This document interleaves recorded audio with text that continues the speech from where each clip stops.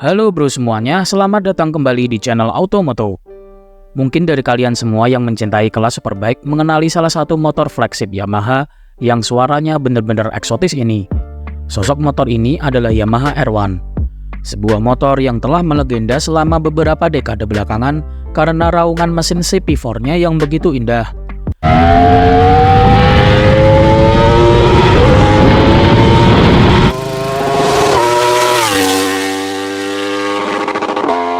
Digabungkan dengan bodywork yang seksi, menjadikan Yamaha R1 sebagai motor idaman banyak orang.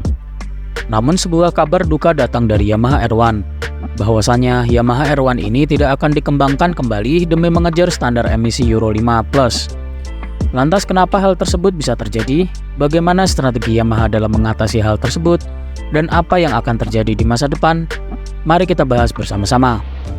Yamaha R1 adalah salah satu motor flagship Yamaha dengan kubikasi 1000cc dengan konfigurasi mesin inline-4 cross-plane crankshaft yang dikenal gahar dan eksotis di kelasnya. Namun, seiring berjalannya waktu, regulasi di daratan Eropa semakin tahun semakin ketat saja. Eropa saat ini telah dan akan menerapkan standar Euro 5+ yang akhirnya mencekik pabrikan-pabrikan otomotif di dunia. Hal tersebut akhirnya memaksa beberapa pabrikan besar melakukan perubahan ekstrim. Dimulai dari Suzuki yang mulai keluar dari sistem bisnis lama dan menggunakan sistem bisnis yang benar-benar baru, di mana Suzuki akhirnya memutuskan keluar dari bisnis MotoGP dan fokus dalam menggarap lini bisnisnya. Langkah pertama Suzuki setelah keluar dari MotoGP adalah menata ulang lini bisnisnya dengan menyuntik mati varian GSX R 1000-nya dan menggantikannya dengan varian yang lebih friendly seperti Suzuki GSX 8R dan Suzuki GSX 8S.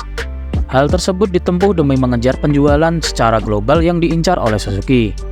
Lantas pertanyaan pun timbul, apa hubungannya dengan Yamaha? Jadi gini nih, regulasi Euro 5+ memaksa Yamaha putar otak demi menembus batas regulasi tersebut. Akan tetapi tren pasar motor di daratan Eropa dan dunia telah bergeser sangat jauh. Orang-orang kala ini mulai meninggalkan motor-motor sport premium dan mulai beralih menggunakan varian-varian motor yang jauh lebih bersahabat dalam penggunaan sehari-hari maupun dari segi harga. Dengan tren tersebut, Yamaha mau tidak mau harus menyuntik mati Yamaha R1 dan R1M di pasaran. Karena buat apa Yamaha mengembangkan sport bike flagship kalau ujung-ujungnya ceruk pasarnya sangat kecil. Dan namanya bisnis tentu akan memiliki pandangan profit oriented.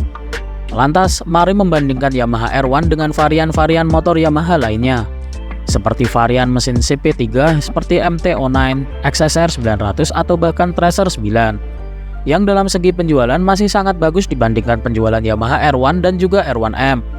Maka hal yang sangat wajar jika Yamaha belakangan melakukan pengembangan pada varian-varian mesin CP2 dan CP3-nya.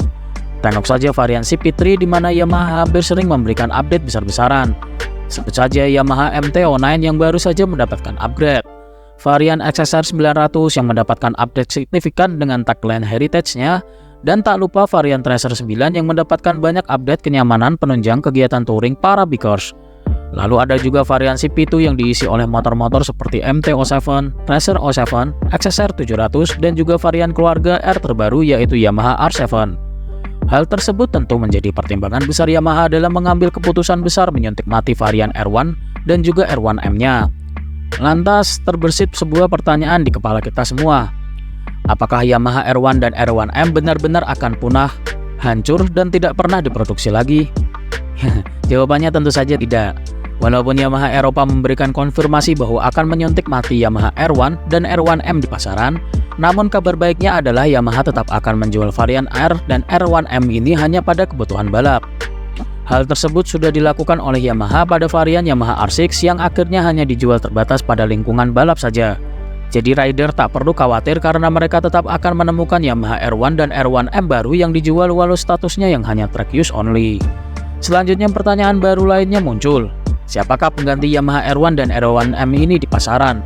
Jawabannya tentu saja Yamaha R9. Sebuah motor yang disiapkan oleh Yamaha untuk mengisi ceruk pasar Yamaha R6 dan Yamaha R1 walaupun telah diisi oleh Yamaha R7. Yamaha R9 sendiri disiapkan oleh Yamaha karena mengacu pada fakta bahwa mesin CP3 mereka lebih disukai market karena selain harganya yang wajar, perawatan serta penggunaan hariannya cukup banyak di kalangan para bikers. Hal ini pun berkaca pada fakta bahwa mesin CP3 dari semua varian motor Yamaha jauh lebih laku dibandingkan motor-motor yang bersifat premium atau flagship seperti Yamaha R1 dan juga R1M. Sama halnya dengan ketika Yamaha memutuskan menggunakan basis mesin CP2 dalam varian R7 yang bisa dibilang sangat diterima dengan baik oleh pasaran. Maka besar harapan Yamaha pada varian mesin CP3 yang kelak akan memiliki karakter yang jauh lebih nyaman dikendarai oleh para rider di seluruh dunia. Lantas pertanyaan baru lagi akan muncul, bagaimana dengan varian Yamaha MT-10 yang notabene menggunakan basis mesin CV4 dari turunan Yamaha R1? Tentu saja Yamaha akan tetap melanjutkan varian Yamaha MT-10-nya. Hal tersebut karena selain menjadi platform yang nyaman dikendarai, harga Yamaha MT-10 sendiri jauh lebih murah dibandingkan Yamaha R1, dan tentu saja hal tersebut menjadi daya tarik tersendiri. Walaupun Yamaha MT-10 masih jauh dibandingkan para rival-rivalnya seperti Ducati Street Fighter V4S, KTM Super Dux 990, BMW M1000R, dan lain sebagainya. Namun Yamaha tentu akan bersaing dengan pabrikan besar tadi mengingat bagaimana Yamaha bisa menelurkan produk-produkan yang cukup laku di pasar roda 2. Lantas pertanyaan terakhir muncul lagi nih. Kenapa rider di seluruh dunia panik ketika mendengar kabar Yamaha akan menyuntik mati varian R1 dan R1M-nya?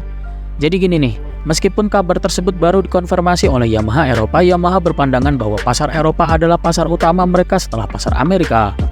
Jadi wajar saja jika Yamaha menganggap pasar Eropa sudah tidak bergairah lagi, maka pasar di luar Eropa pun juga sama tidak bergairahnya seperti pasar di Eropa.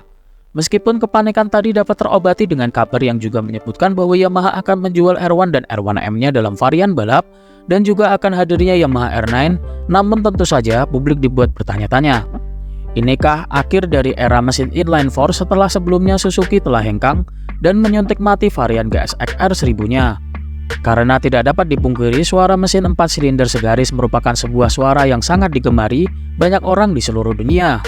Well, hanya waktu yang bisa menjawab pertanyaan tersebut. Tentu saja publik akan dibuat penasaran pada strategi Yamaha dalam menghadapi peta persaingan sepeda motor Eropa yang semakin hari semakin menggila dengan teknologi dan regulasi emisinya. Jadi bagaimana menurut kalian tentang pembahasan kali ini? Silahkan berikan tanggapan kalian di laman komentar. Jangan lupa share, komen, dan juga subscribe agar kalian dapat mengetahui informasi terbaru soal roda 2 di seluruh dunia. Terima kasih dan sampai jumpa di video selanjutnya. Bye-bye.